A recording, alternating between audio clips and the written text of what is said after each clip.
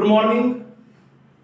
This is 15th lecture of topic control and coordination. Today we discuss next article mechanism of hormone action. Mechanism of hormone action.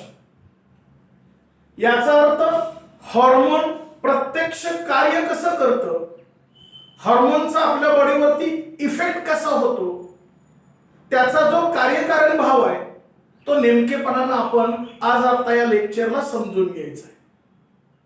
First again listen what is mean by hormone. कालच्या लेक्चरला आपण hormone म्हणजे काय समजून घेतलेलं आहे, त्याच्या properties समजून घेतलेल्या आहेत. तरी सुद्धा पुन्हा रिमाइंड करू what is mean by hormone. Hormone is a chemical substance or messenger which is released from endocrine gland or ductless gland. This hormone directly power or mixed into the blood, circulate throughout in body, but act on target organ. पण action कोणावरती घेतो? ज्या अवयवाला त्या हार्मोनची गरज आहे, ज्या पेशीला त्या हार्मोनची गरज आहे, त्याच्यावरतीच तो क्रिया करतो, ऍक्शन करतो. या केमिकल सबस्टन्सला आपण काय म्हणतो? हार्मोन. हेच नेमकेपणाने कसं इफेक्ट होतात, कार्य कसं प्रत्यक्ष होतं, हे आपण या लेक्चरला समजून घेणार आहोत.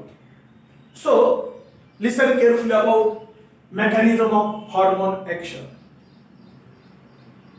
You know very well, each and every hormone have its own target cell or target organ. Example घ्यायचं म्हटलं तर थायरॉइड स्टिम्युलेटिंग हार्मोन. हा हार्मोन कोणापासून सिक्रेट होतो? Pituitary Gland. पण त्याचा टार्गेट ऑर्गन कोण आहे? तर थायरॉइड ग्लँड.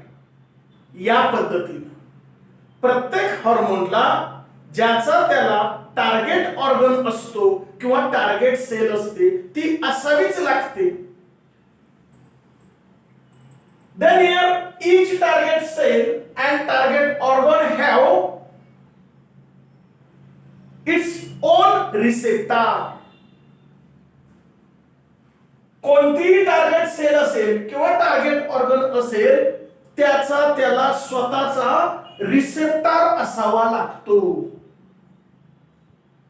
तरच रिसेप्टर आणि हार्मोन बाइंड्स होतात आणि कॉम्प्लेक्स तयार होतं.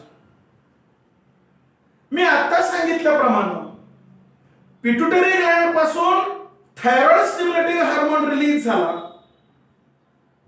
तो ब्लड मार्फत संपूर्ण शरीरभर फिरेल, पण बॉडीतल्या इतर कोणत्याही अवयवावरती तो ऍक्शन घेत नाही.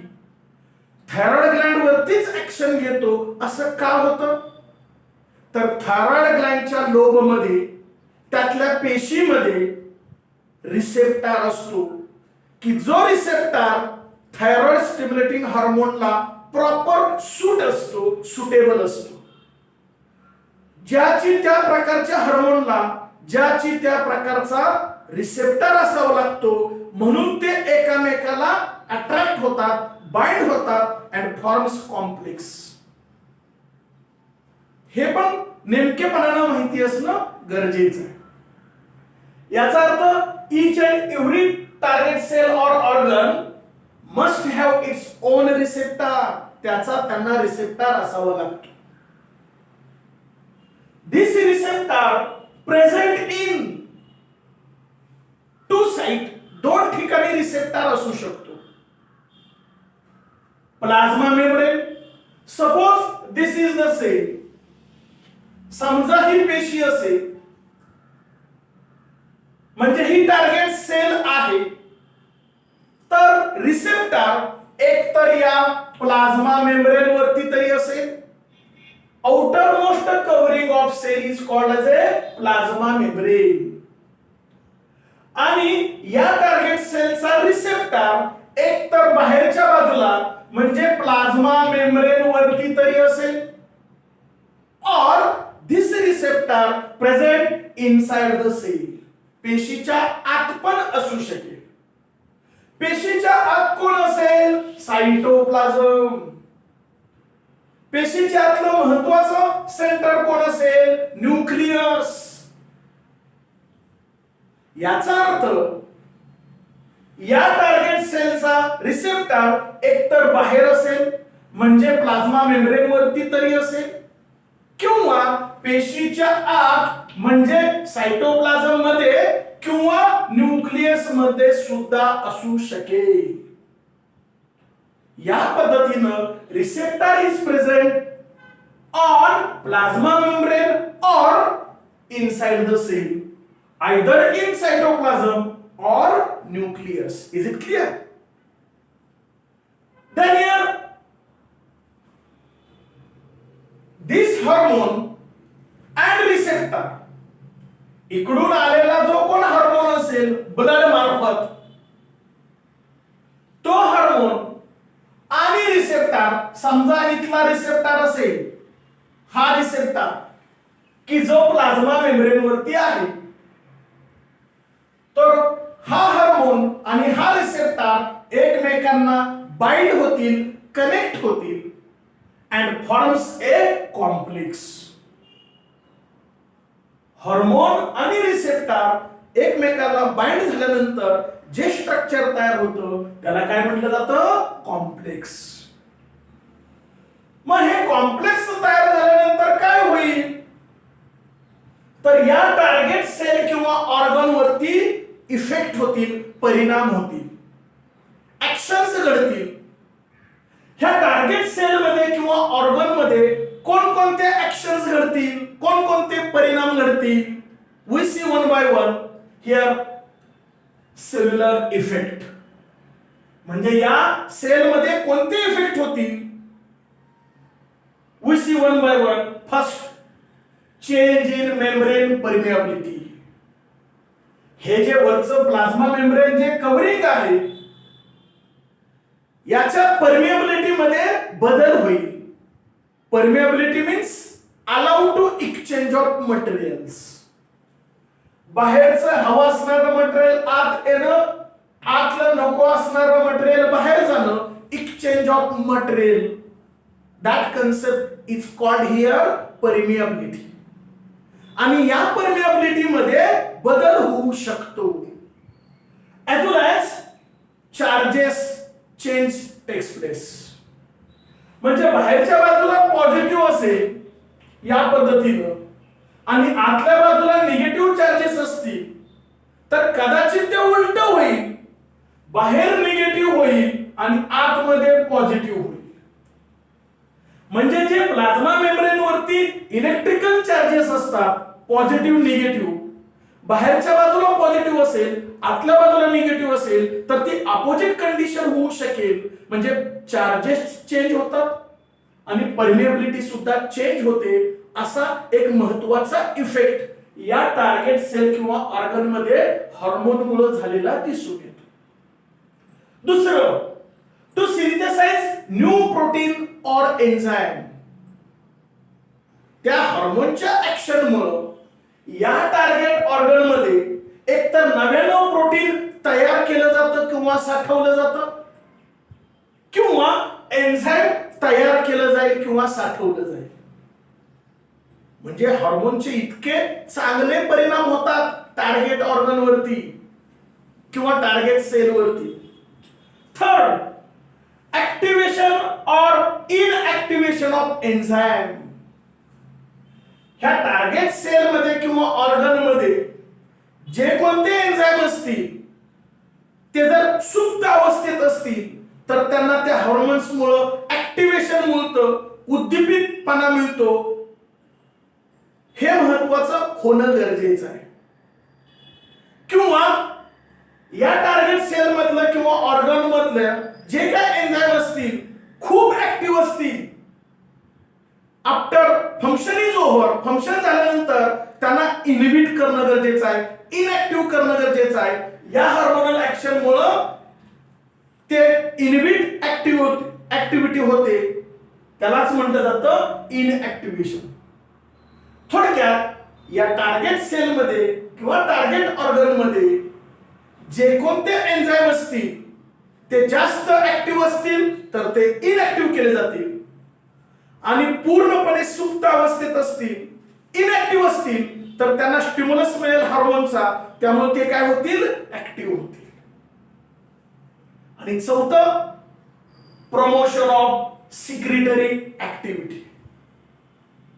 मी मगाशी आपण एक्झाम्पल सांगितलं किंवा घेतलं, थायरॉइड स्टिम्युलेटिंग हार्मोन कोणापासून सिक्रेट होतो, पिट्युटरी ग्लॅंड. तो ब्लड मध्ये मिक्स होईल, शरीरभर फिरेल, पण ऍक्शन घेताना कोणावरती घेतो, थायरॉइड लोब किंवा ग्लॅंड. का घेतो, थायरॉइड ग्लॅंड बिकम्स इनऍक्टिव्ह नॅचरली. ही थायरॉइड ग्लॅंड नैसर्गिक जर त्या क्षणाला इनऍक्टिव्ह असली तर त्या थायरॉइड ग्लॅंडला ऍक्टिव्ह करणं गरजेचं आहे. मग थायरॉइड ग्लॅंड ऍक्टिव्ह होईल आणि ती ऍक्टिव्ह झाल्यानंतर स्वतःचा हार्मोन सिक्रीट करेल, थायरॉक्सिन. म्हणजे ही थायरॉइड ग्लॅंड स्वतःचा हार्मोन सिक्रीट करेल. तेच इथं फंक्शन आहे, प्रमोशन ऑफ सिक्रेटरी ऍक्टिव्हिटी. त्या टार्गेट सेलला, त्या टार्गेट ऑर्गन स्वतःचा जर कोणता एन्झाईम हार्मोन सिक्रीटच करत नसेल तर त्याला प्रेरणा देणं गरजेचं आहे, त्याला उद्दीपित करणं गरजेचं आहे. हे एक महत्वाचं आहे, प्रमोशन ऑफ सिक्रेटरी ऍक्टिव्हिटी. हे महत्वाचे 4 बदल टार्गेट सेल मध्ये होतात, टार्गेट ऑर्गन मध्ये होतात. कोणामुळे होतात, हार्मोनमुळे होतात. आणि म्हणून बॉडीमध्ये परमनंट चेंज होतो की ज्याची आपल्या शरीराला प्रचंड आवश्यकता असते. मग हेच कार्य कशा पद्धतीने घडतं ते आपण पुन्हा एकदा व्यवस्थित समजून घेऊया. First year, mechanism of hormone action takes place by two types or two ways. 2 पद्धतीने हे कार्य घडतं. Here we see first direct gene activation. Direct पेशीच्या आतला जीन ऍक्टिव्ह कसा होतो ती पहिली मेथड आपण समजून घेऊया. Direct gene activation. यामध्ये काय होतं पहा, स्टेरॉइड हार्मोन इथं महत्वाचा रोल प्ले कोण करतं, तर स्टेरॉइड हार्मोन. मग स्टेरॉइड हार्मोनची एक्झाम्पल कालच्या लेक्चरला आपण अनेक पाहिली. Male sex hormone, female sex hormone, estrogen, progesterone, testosterone, etcetera etcetera. मग ह्या स्टेरॉइड हार्मोन हे कसे असतात, लिपिड सोल्युबल. ते कसे असतात, लिपिड सोल्युबल. मग लिपिड सोल्युबल असल्यामुळे काय होतं, they cross the plasma membrane. इथं वरतीच ते थांबत नाहीत,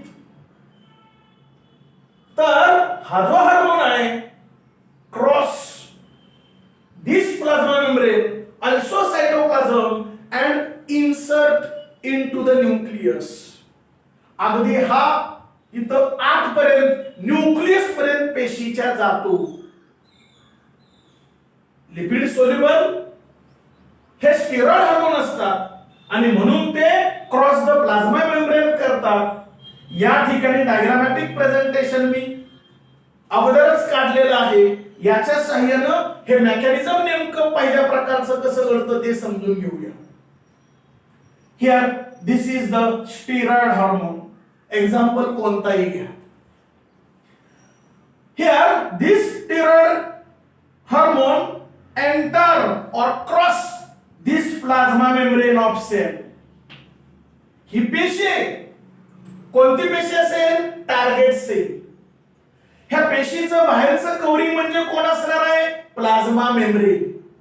या प्लाझ्मा मेम्ब्रेनला हा क्रॉस करेल. This is the first step of this mechanism. मग हा स्टेरॉइड हार्मोन या प्लाझ्मा मेम्ब्रेनला क्रॉस करणं ही पहिली स्टेप झाली. दुसरी स्टेप काय होते, तो हार्मोन तिथं न थांबता, तिथं म्हणजे सायटोप्लाझम मध्ये न थांबता अगेन क्रॉस न्यूक्लियर मेम्ब्रेन. इथं हा J dot dot dot dot मी दाखवलेला आहे मोठं, हा न्यूक्लियस आहे. ऍक्च्युली न्यूक्लियस एवढा मोठा नसतो, पण आतमध्ये जे चेंजेस घडतात ते अनेक चेंजेस घडतात. ते दिसावे, कळावे, समजावे म्हणून न्यूक्लियसची साईज मी मोठी दाखवलेली आहे. मग हे जे डॉट डॉट न दाखवलेलं आहे ते न्यूक्लियर मेम्ब्रेन म्हणजे न्यूक्लियसचं वरचं कव्हरिंग. याला सुद्धा तो हार्मोन, स्टेरॉइड हार्मोन क्रॉस करतो. न्यूक्लियसच्या आतमध्ये जो होमोजेनस सबस्टन्स असतो त्याला काय म्हणायचं, न्यूक्लिओप्लाझम. याच्यामध्ये एंट्री केली हार्मोननं, हा तो हार्मोन स्टेरॉइड हार्मोन न्यूक्लिओप्लाझम मध्ये एंट्री केली. आणि मगाशी आपण पाहिलं होतं each target cell or organ must have its own receptor, ज्याचा त्याला रिसेप्टर असावा लागतो.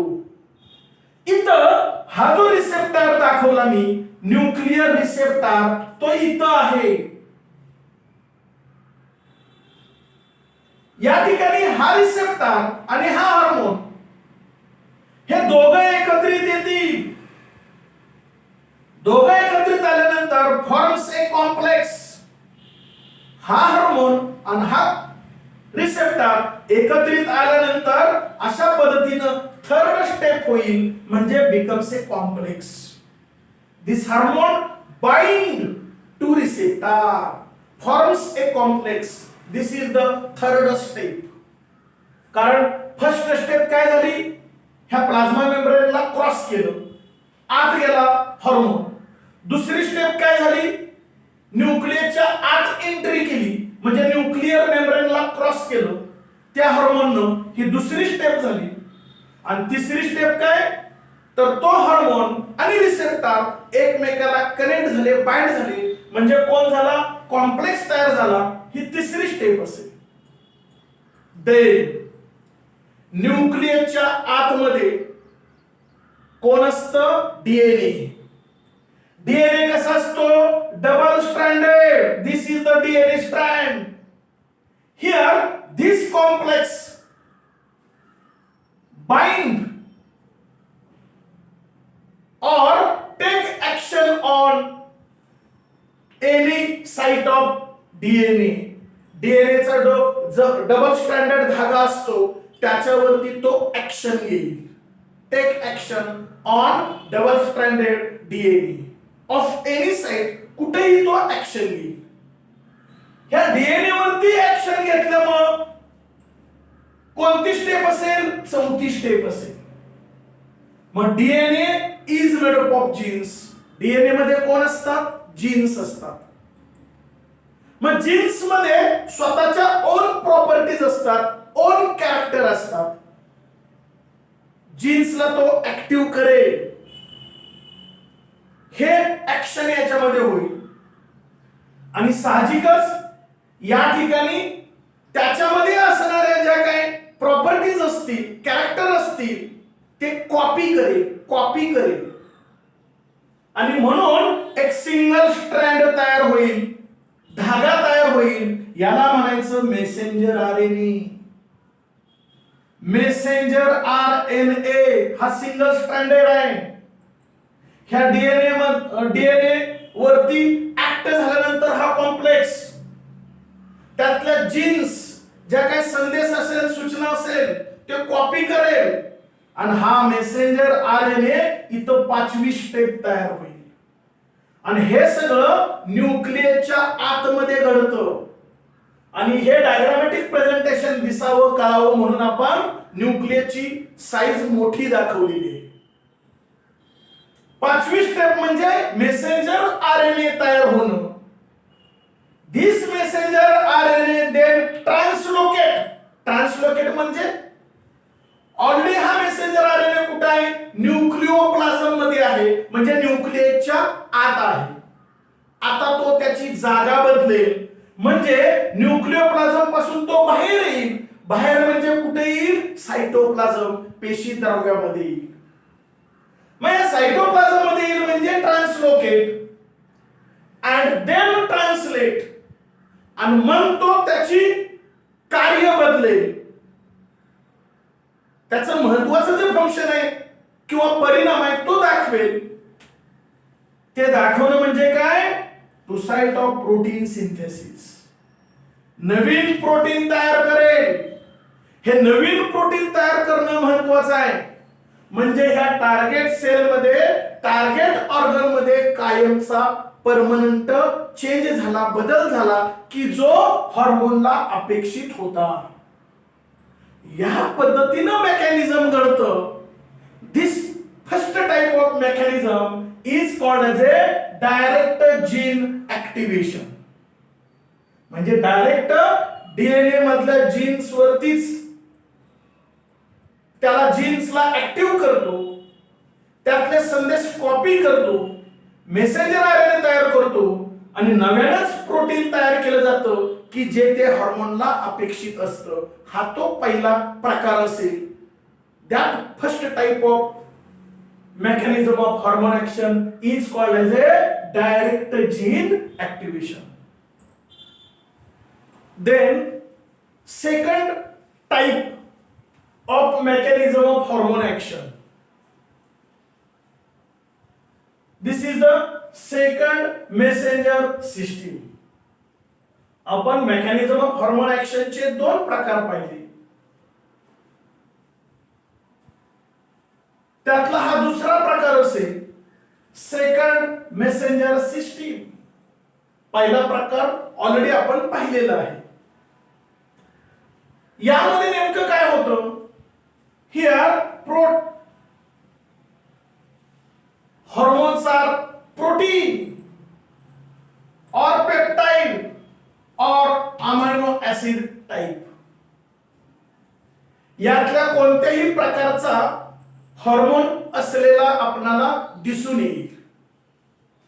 These hormones are water soluble. मगाशी पहिल्या प्रकारामध्ये आपण कसे पाहिलेले होते? Lipid soluble. पहिला प्रकार कोणता होता? Steroid hormones. ते कसे होते? Lipid soluble. दुसऱ्या प्रकारामध्ये कोणकोणते हार्मोनचे टाइप आहेत पहा? प्रोटीन असेल, पेप्टाइड असेल, अमायनो ऍसिड असेल, अनेक प्रकारचे आहेत. पण ते सगळेच्या सगळे कसे आहेत? Water soluble. मग वॉटर सोल्युबल असल्यामुळे काय होतं? Unable to enter to target cell. Hormone target सेलच्या आतमध्ये, न्यूक्लियसच्या आतमध्ये पहिल्या प्रकारासारखं एंट्री करत नाही. unable to enter to target cell. मग काय होतं? so bind to the plasma membrane receptor, आणि म्हणून तो हार्मोन बाहेरच्या बाहेर प्लाझ्मा मेम्ब्रेनला रिसेप्टर असतो. बाहेरच्या बाहेरच त्या टार्गेट सेलच्या प्लाझ्मा मेम्ब्रेन वरती जो रिसेप्टर असतो त्यालाच तो अटॅच होतो, बाइंड होतो.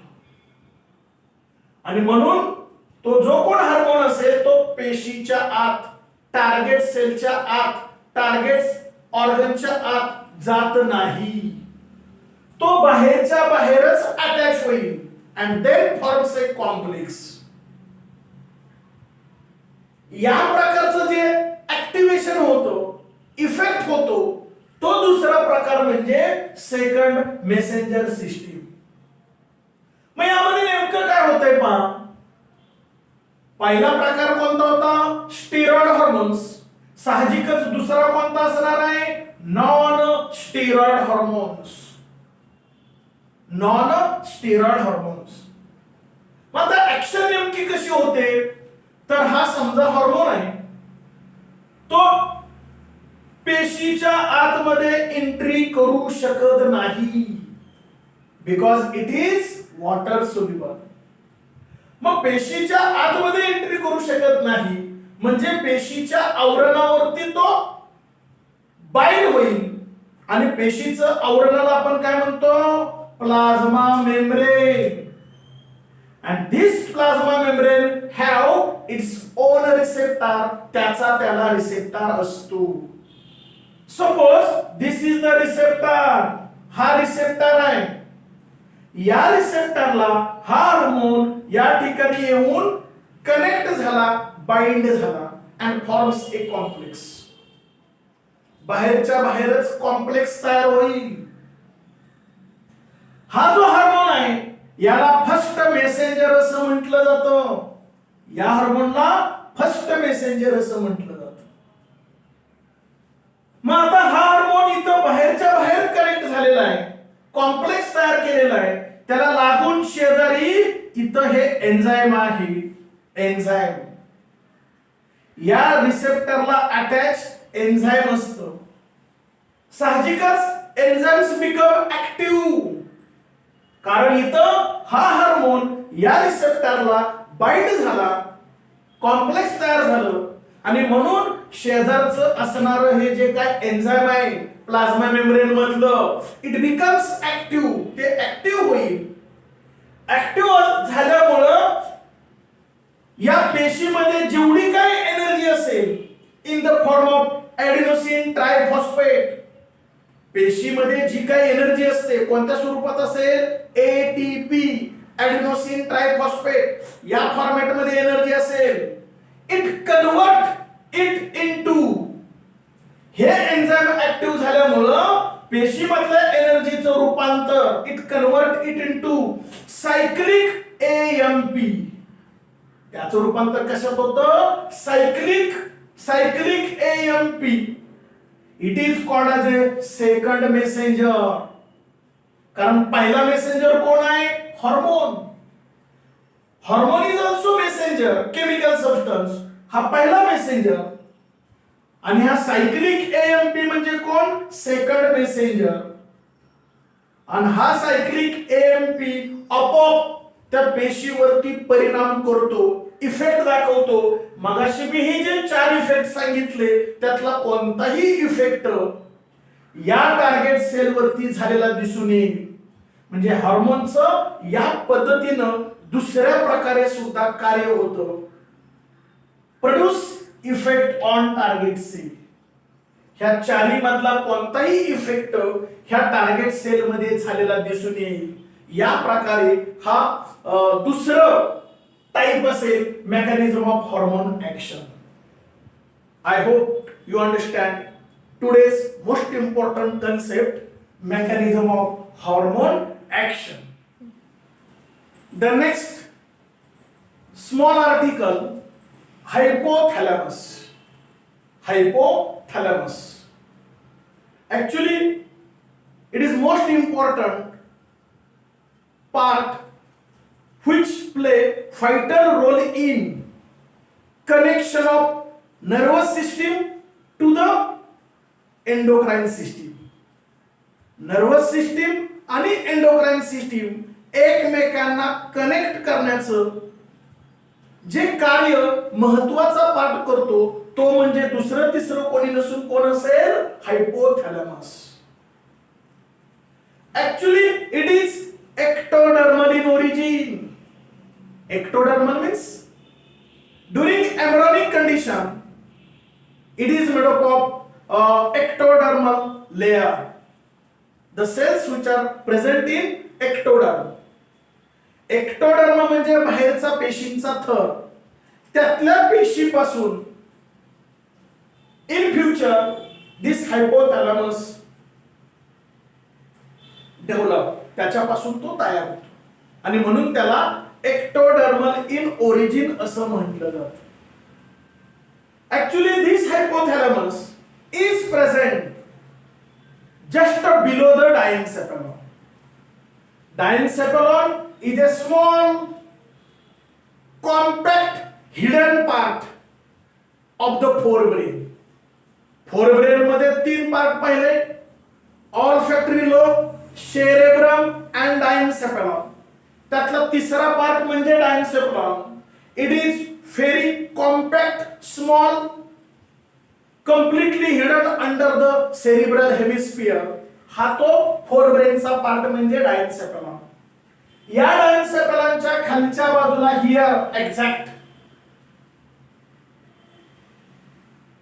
हायपोथॅलॅमसची प्रॉपर पोझिशन असलेली आपल्याला दिसून येईल किंवा लोकेशन. याचा अर्थ hypothalamus is situated just a lower side to the hypothalamus or floor of the hypothalamus. The proper function of this hypothalamus is to maintain the state of homeostasis. अख्ख्या बॉडीचा balance किंवा बॉडी संतुलित राखणं. बॉडीमध्ये असणारे कोणतेही सबस्टन्सेस असतील ते किती ठेवायचे, त्याचं प्रमाण कसं मेंटेन करायचं, बॉडी पूर्णपणे संतुलित राखण्याचं कार्य या ठिकाणी हायपोथॅलॅमस करत असताना दिसून येतो.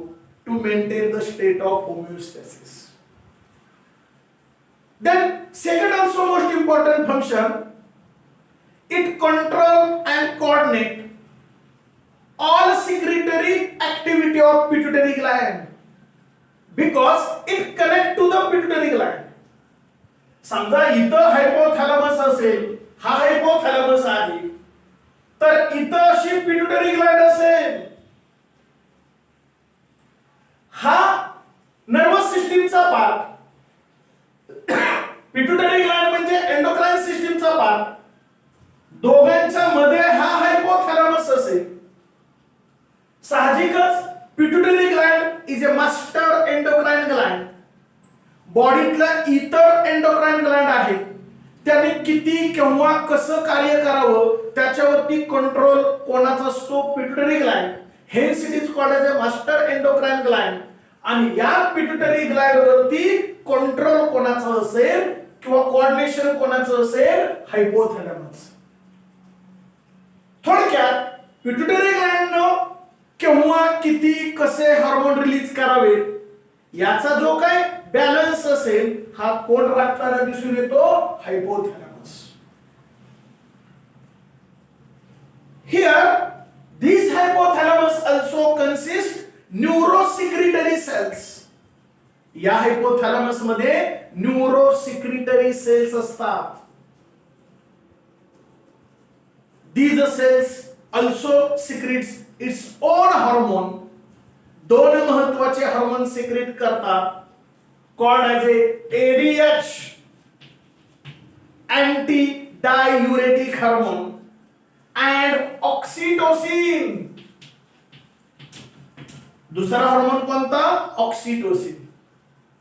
आता एडीएच नेमका काय करतो किंवा ऑक्सिटोसिन नेमका काय करतो हे आपण मागच्या टॉपिक्स मध्ये पाहिलेलं आहे. एडीएच चा रोल कुठे पाहिलाय, एक्सक्रीशन ऑस्मोरेग्युलेशन, स्ट्रक्चर ऑफ नेफ्रॉन किंवा अल्ट्राफिल्ट्रेशन, फॉर्मेशन ऑफ युरिन. आठवतंय, एडीएच चा रोल त्या ठिकाणी असेल. आणि ऑक्सिटोसिन याच्या संदर्भात सुद्धा आपण माहिती घेतलेली आहे. हे आणि पुढच्या लेक्चरला सुद्धा पुन्हा या दोन्ही हार्मोनची आपण रिव्हिजन घेणार आहोत, त्यावेळेला पुन्हा आपण डिटेल पाहणार आहोत. आज आता एवढंच लक्षात ठेवायचं की या हायपोथॅलॅमस मध्ये न्यूरोसिक्रिटरी सेल असतात आणि त्या स्वतःचे दोन हार्मोन रिलीज करतात. तो म्हणजे एडीएच अँटी डायुरेटिक हार्मोन, दुसरा ऑक्सिटोसिन.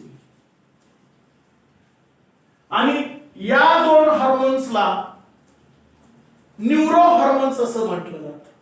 न्यूरो हार्मोन्स या पद्धतीचं हे एक महत्वाचं स्ट्रक्चर असेल हायपोथॅलॅमस, की जो आपल्या बॉडीचा बॅलन्स इक्विलिब्रियम मेंटेन करतो, ज्याला आपण maintain the state of homeostasis असं म्हणतो. बॉडी संतुलित राखली जाते आणि पिट्युटरी ग्लँडला कंट्रोल अँड कोऑर्डिनेट करतो आणि स्वतःचे सुद्धा हार्मोन रिलीज करतो. असा हा महत्वाचा पार्ट हायपोथॅलॅमस, की जो नर्वस सिस्टीम आणि एंडोक्राइन सिस्टीम ह्या दोघांना एकमेकांना कनेक्ट करतो, की जे अत्यंत महत्वाचं कार्य आहे. खऱ्या अर्थानं टॉपिकचं टायटल आहे कंट्रोल अँड कोऑर्डिनेशन. याच्यामध्ये दोनच महत्वाच्या सिस्टीम आहेत, नर्वस सिस्टीम, एंडोक्राईन सिस्टीम. ह्या दोघांची कार्य जरी इंडिपेंडंट असली तरी ती एकमेकास पूरक असणं गरजेचं आहे, पोषक असणं गरजेचं आहे, एकमेकाच्या समन्वयानं होणं गरजेचं आहे. आणि एकमेकांना समन्वय किंवा कॉन्टॅक्ट घडवून आणण्याचं कोण कार्य करतो तर हायपोथॅलॅमस. म्हणजे या टॉपिकच्या टायटलच्या रिलेटेड अत्यंत महत्वाचा पार्ट किंवा रोल कोण करत असेल तर hypothalamus. It brings out coordination in between nervous system and endocrine system, hence maintain the state of homeostasis. Is it clear? Okay, thank you.